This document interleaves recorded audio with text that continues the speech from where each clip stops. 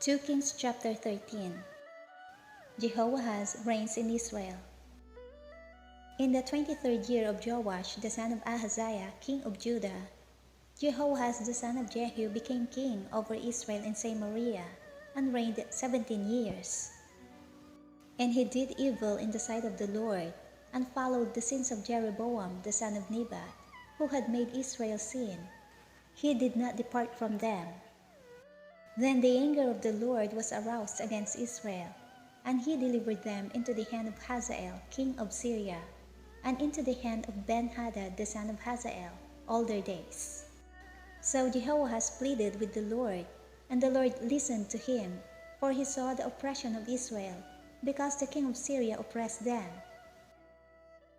Then the Lord gave Israel a deliverer, so that they escaped from under the hand of the Syrians, and the children of Israel dwelt in their tents as before.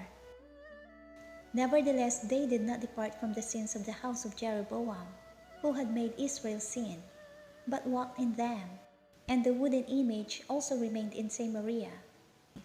For he left of the army of Jehoahaz only 50 horsemen, 10 chariots, and 10,000 foot soldiers. For the king of Syria had destroyed them, and made them like the dust at threshing. Now the rest of the acts of Jehoahaz, all that he did and his might, are they not written in the book of the Chronicles of the kings of Israel? So Jehoahaz rested with his fathers, and they buried him in Samaria.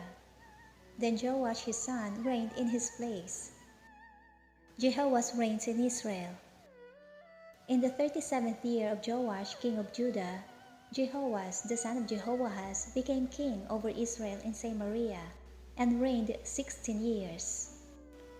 And he did evil in the sight of the Lord. He did not depart from all the sins of Jeroboam the son of Nebat, who made Israel sin, but walked in them.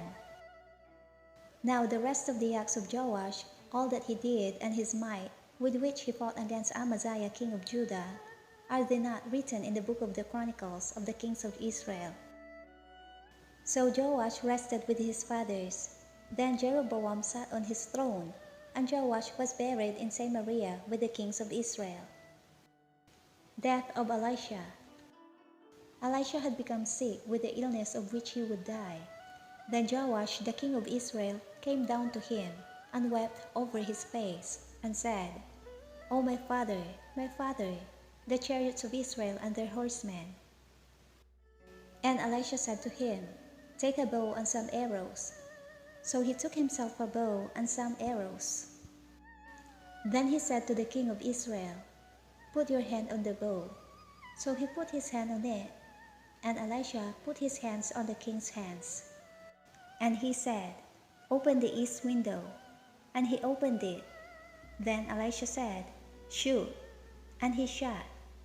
And he said, The arrow of the Lord's deliverance, and the arrow of deliverance from Syria. For you must strike the Syrians at Aphek till you have destroyed them. Then he said, Take the arrows. So he took them, and he said to the king of Israel, Strike the ground. So he struck 3 times and stopped. And the man of God was angry with him, and said, You should have struck 5 or 6 times. Then you would have struck Syria till you had destroyed it. But now you will strike Syria only 3 times. Then Elisha died, and they buried him. And the raiding bands from Moab invaded the land in the spring of the year. So it was, as they were burying a man, that suddenly they spied a band of raiders, and they put the man in the tomb of Elisha. And when the man was let down and touched the bones of Elisha, he revived and stood on his feet. Israel recaptures cities from Syria. And Hazael king of Syria oppressed Israel all the days of Jehoahaz.